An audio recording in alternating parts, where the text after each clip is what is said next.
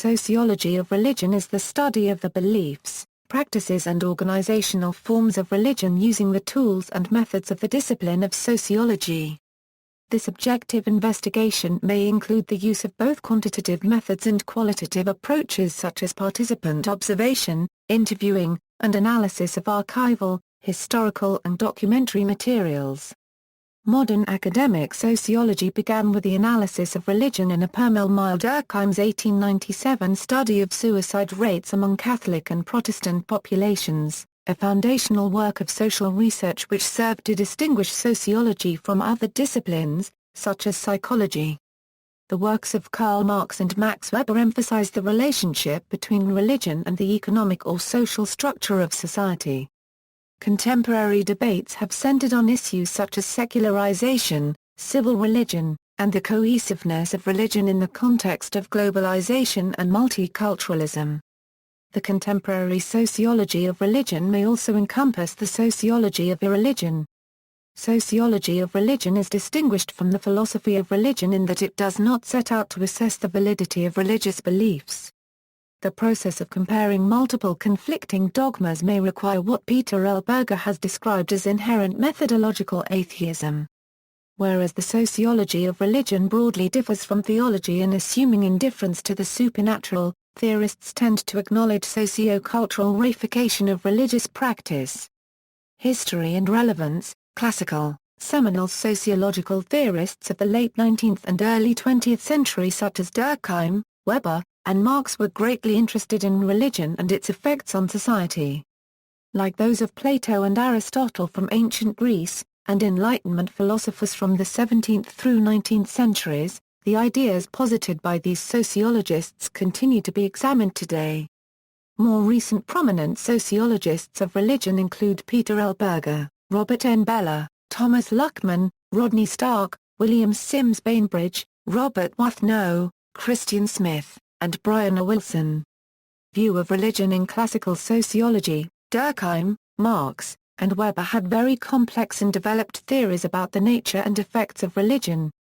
Of these, Durkheim and Weber are often more difficult to understand, especially in light of the lack of context and examples in their primary texts.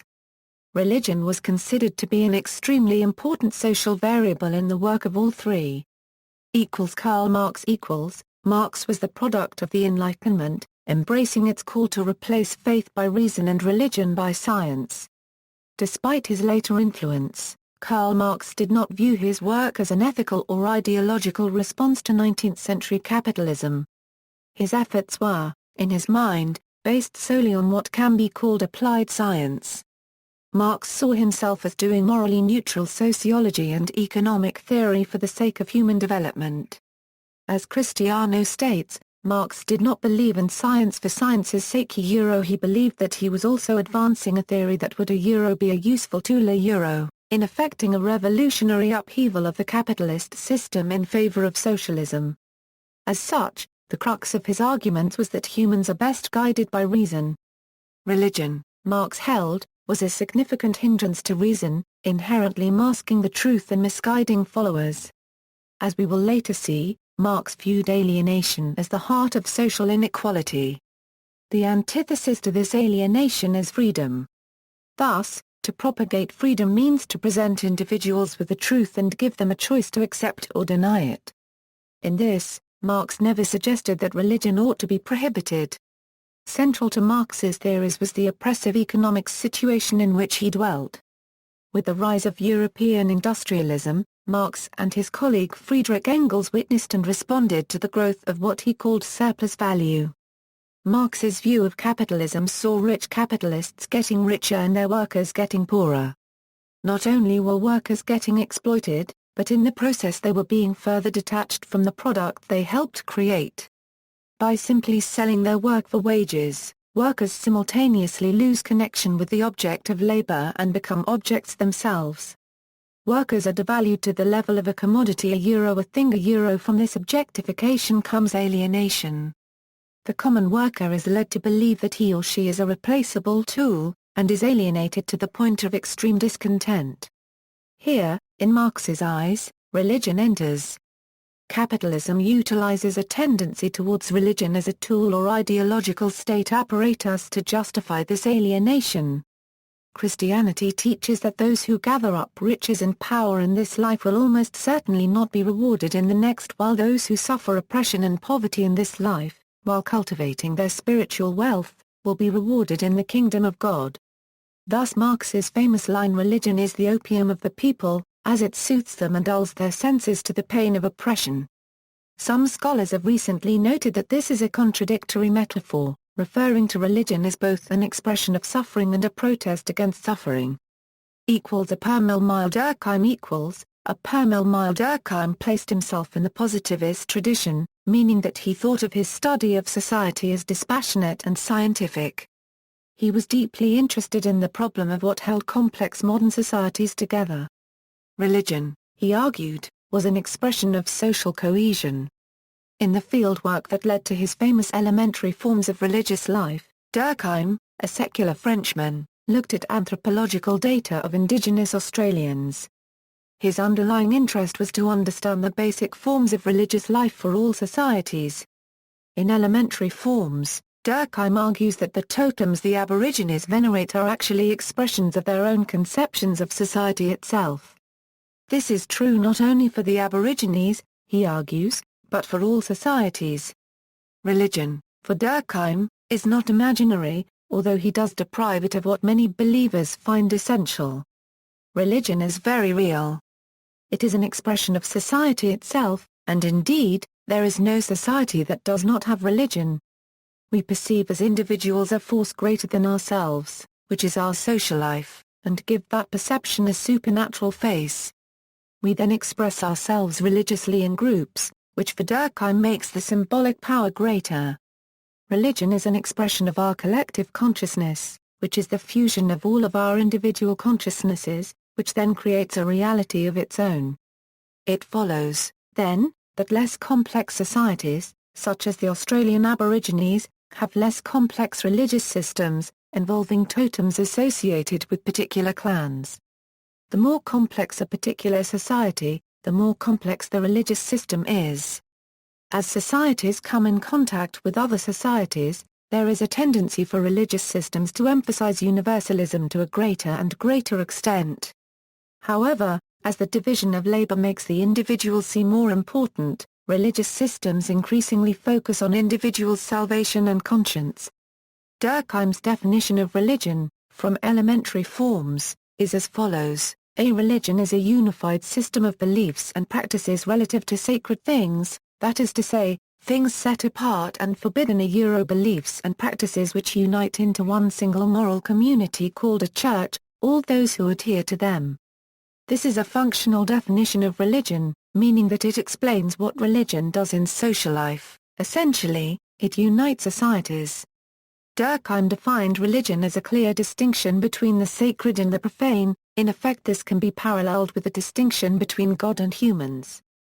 This definition also does not stipulate what exactly may be considered sacred.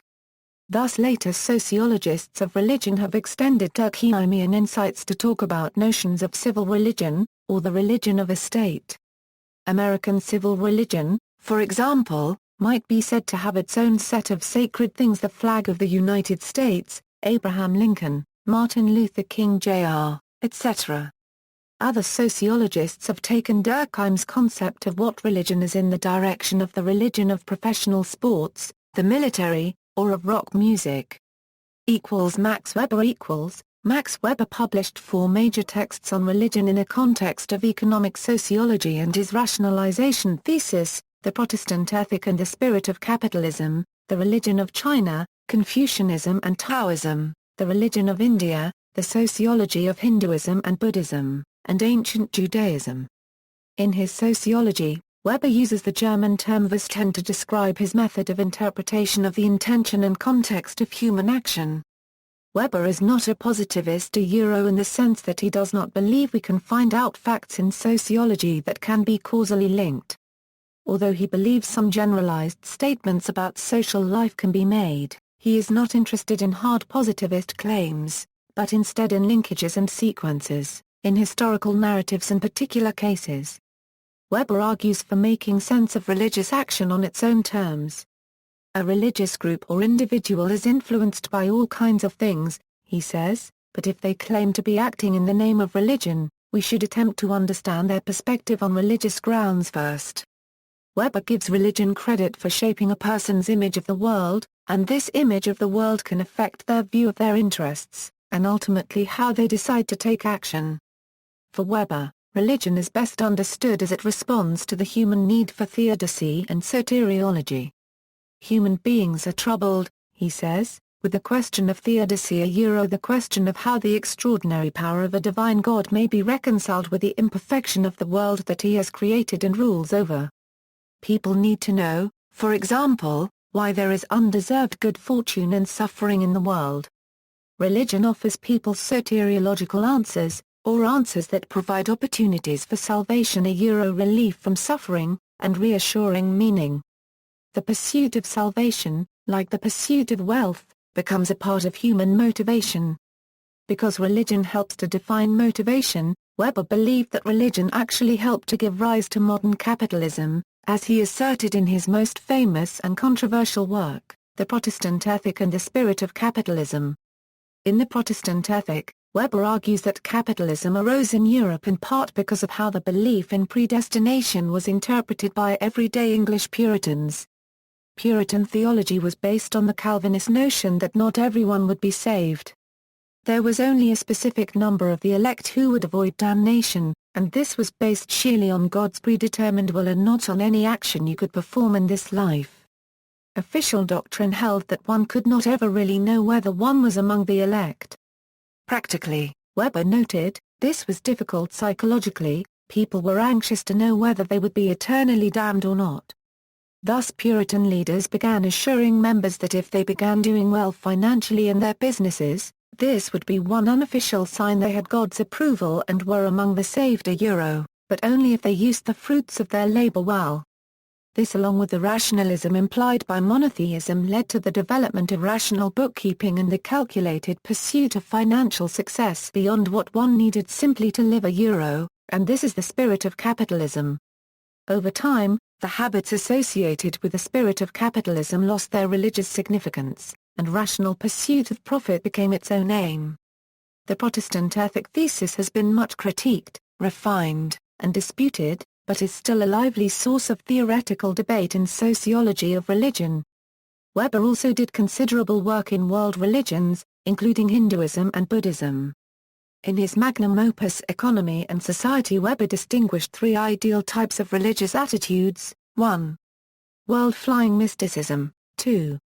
World-rejecting asceticism, 3. Inner worldly asceticism. He also separated magic as pre-religious activity. Symbolic anthropology and phenomenology. Symbolic anthropology and some versions of phenomenology argue that all humans require reassurance that the world is a safe and ordered place, that is, they have a need for ontological security. Therefore, all societies have forms of knowledge that perform this psychological task. The inability of science to offer psychological and emotional comfort explains the presence and influence of non-scientific knowledge in human lives, even in rational world.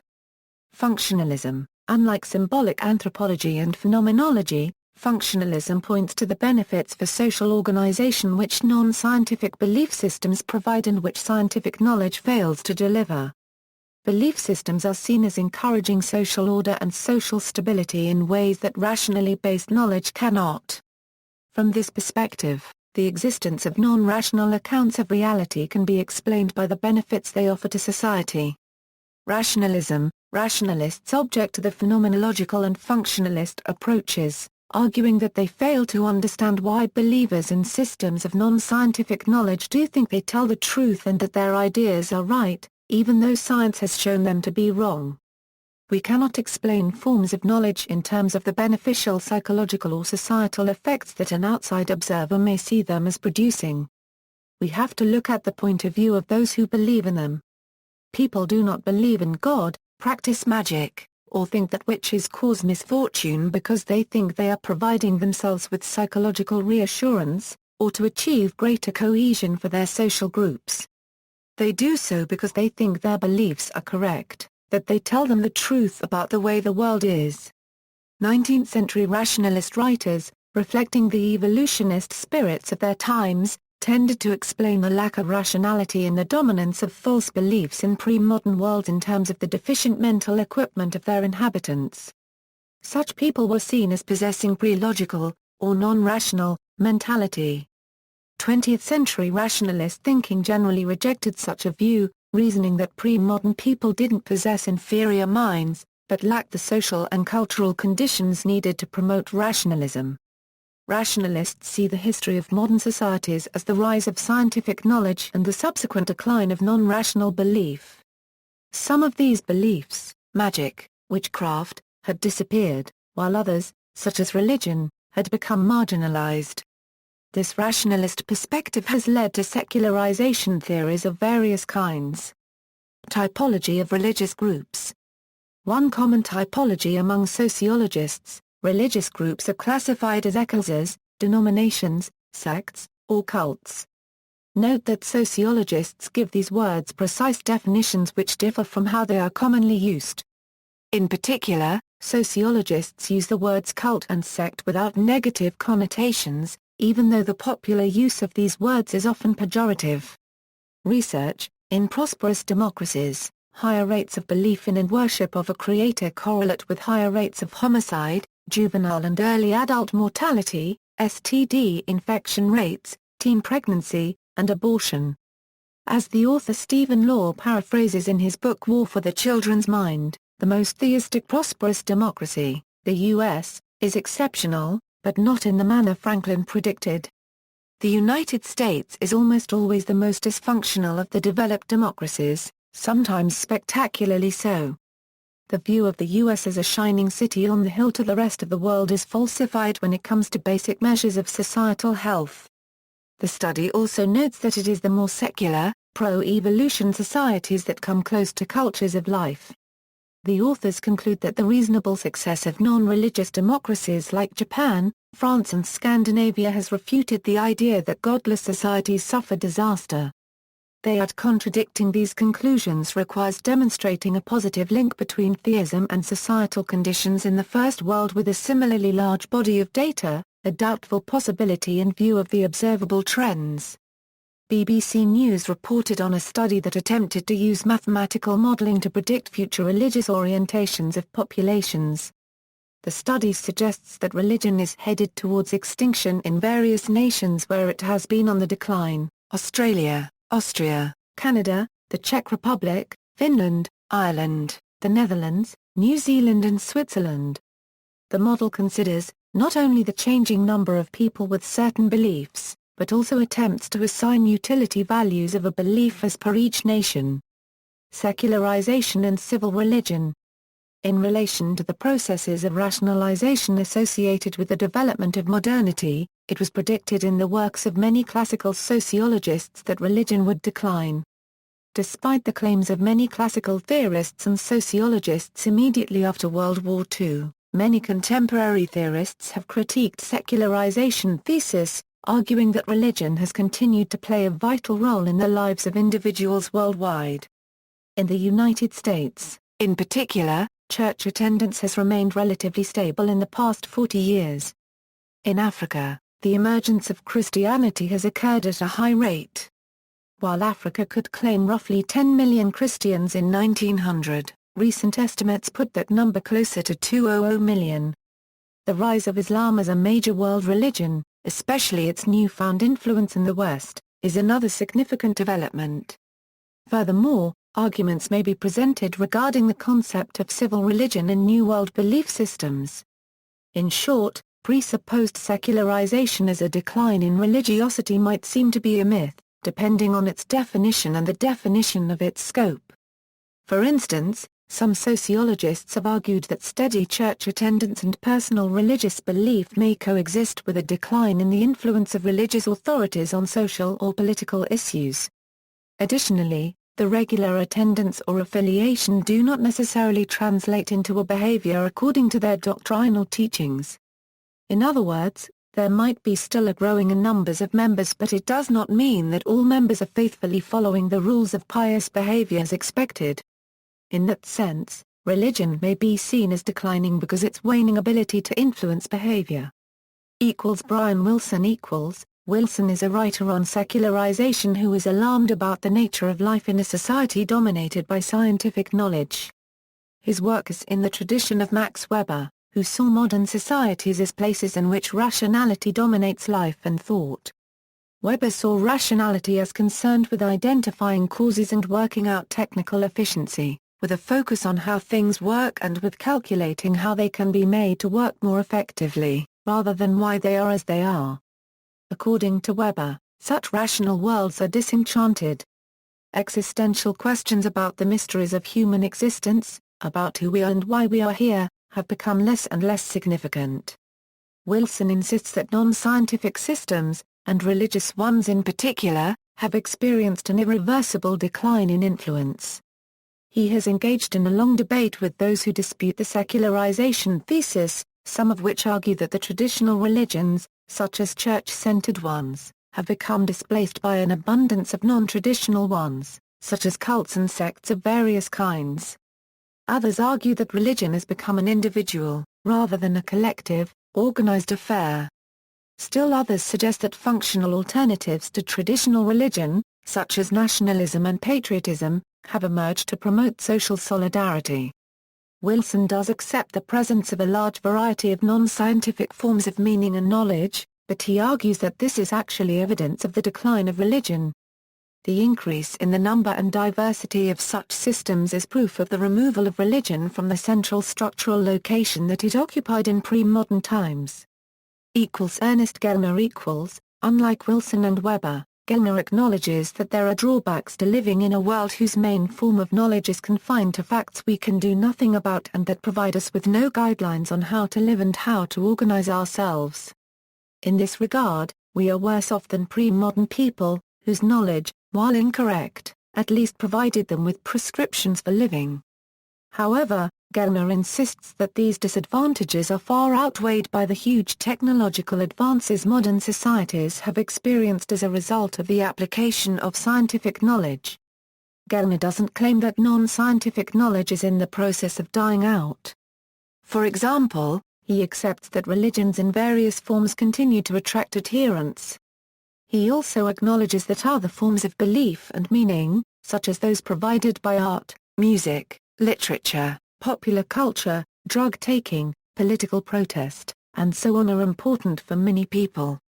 Nevertheless, he rejects the relativist interpretation of this situation, that in modernity, scientific knowledge is just one of many accounts of existence, all of which have equal validity. This is because, for Gellner, such alternatives to science are profoundly insignificant since they are technically impotent, as opposed to science. He sees that modern preoccupations with meaning and being as a self-indulgence that is only possible because scientific knowledge has enabled our world to advance so far. Unlike those in pre-modern times, whose overriding priority is to get hold of scientific knowledge in order to begin to develop, we can afford to sit back in the luxury of our well-appointed world and ponder upon such questions because we can take for granted the kind of world science has constructed for us.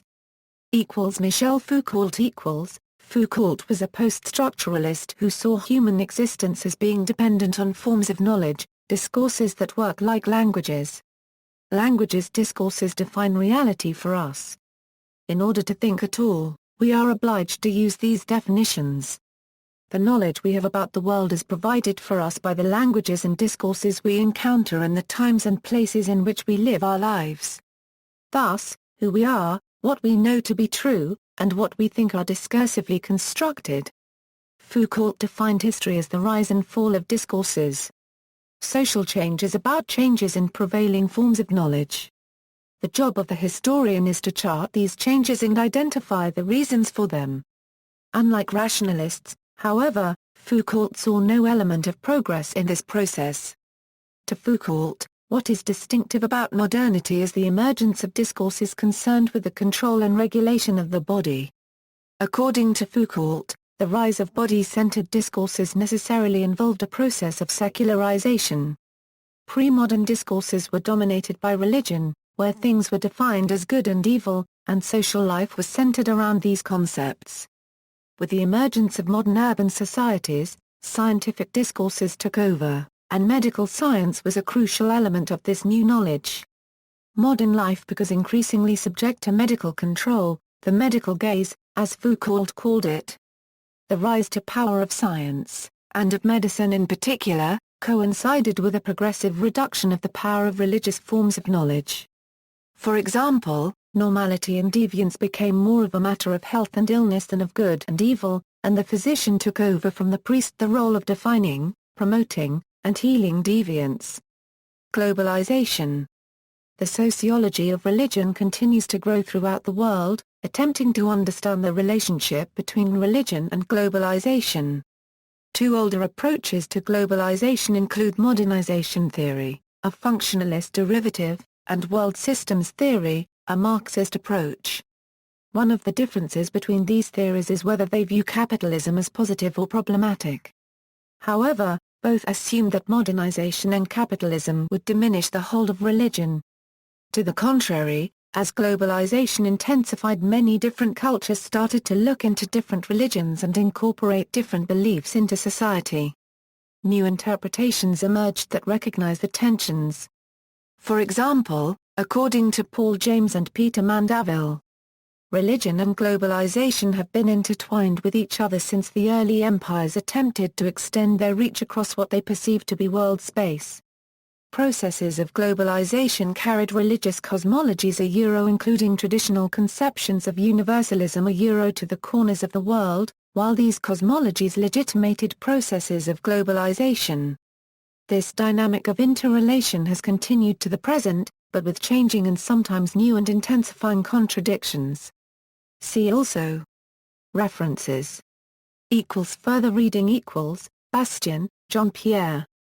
Le Protestantisme en arme. Copyright Rick Latine, Une approche socio-historique, in series, Histoire sociale. Copyright TAR. Copyright, number 27. Geneve, A Permil Editions Labor Fides. 324 p. ISBN 2-8309-0684-5. Alternative ISBN on back cover, 2-8309-0687-X. Cristiano, Kevin J., et al. Sociology of Religion, Contemporary Developments, Lanham, Maryland, Rowman and Littlefield Publishers. ISBN 978-0-7425-6111-3, Clark, Peter B., The Oxford Handbook of the Sociology of Religion. Oxford, New York. Oxford University Press. ISBN 978-0-19-927979 Derrick, Christopher. Trimming the Arc, Catholic Attitudes and the Cult of Change. New York, P. J. Kennedy & Sons Vi, 154 p. Gellner, Ernest. Legitimation of Belief, Cambridge, Cambridge University Press, James, Paul. Mandaville, Peter. Globalization and Culture, Volume 2, Globalizing Religions. London, Sage Publications. Marx, Karl 1844. A Contribution to the Critique of Hegel's Philosophy of Right, Deutsche Franze Paragraph sich Jaber 1/4 share, February. Swanson, Guy. Irreligion and Regime, A Sociological Account of the Reformation.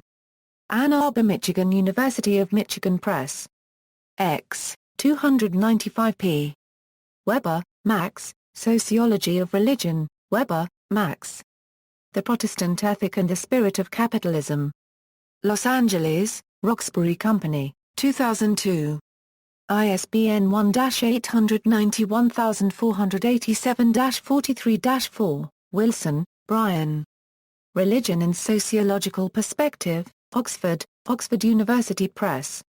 Notes.